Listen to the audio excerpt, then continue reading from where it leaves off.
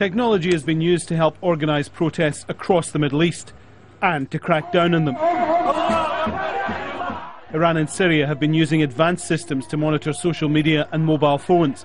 The US argues this allows them to track dissenters and target them for torture or even death. President Barack Obama confirmed he'd signed a new executive order to challenge those behind mass atrocities. These technologies should be in place to empower citizens, not to repress them.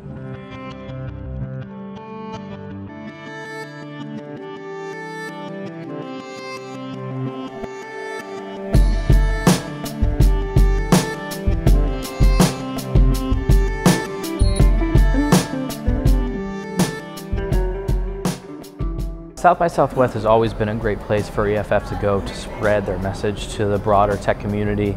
You know, we work on a variety of issues, not only privacy and free speech issues, but a lot of copyright and fair use issues.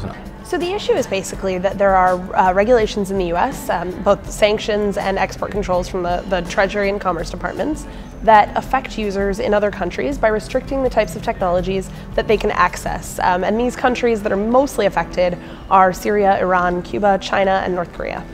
A wholesale sanction on a country or an entity stifles the freedom of speech and freedom of association and freedom of religion oftentimes, actually, that we've got here as U.S. citizens. When you look at the way that these export controls can be used, they certainly do have a chilling effect on free expression. So if an Iranian American who has no intention of traveling to Iran or even taking a laptop there wants to purchase a laptop, they should have the full right to do so.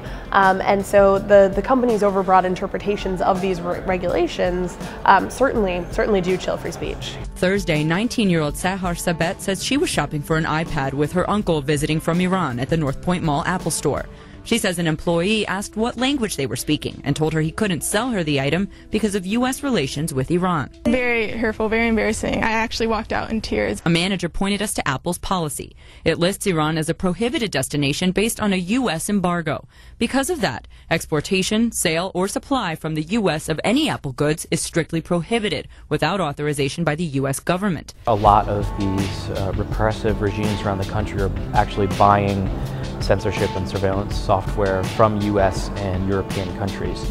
And it's very tricky to stop this type of technology from getting there because sanctions and export control sometimes hurt more than they help. We want to make sure that technologies that can be used against citizens by their governments don't get in the wrong hands. And so some of these technologies do exist, and we are trying to figure out the best path to restrict the export of those to governments.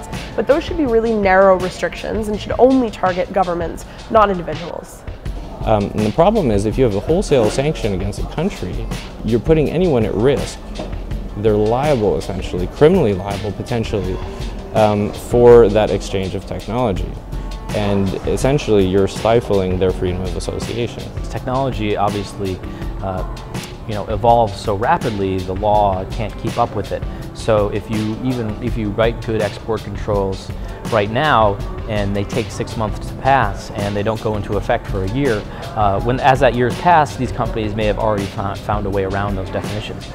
You've got hosting companies. Last summer I called 10 different companies and 5 said that they would host a Syrian's blog, 5 said they wouldn't. And that's actually an overbroad application of the regulations.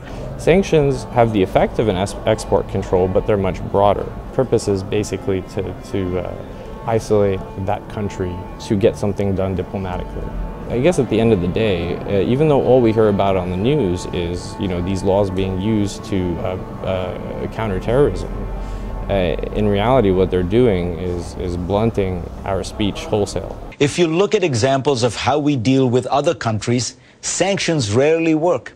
In Cuba, 54 years of sanctions have kept the Castros in power while its citizens have suffered.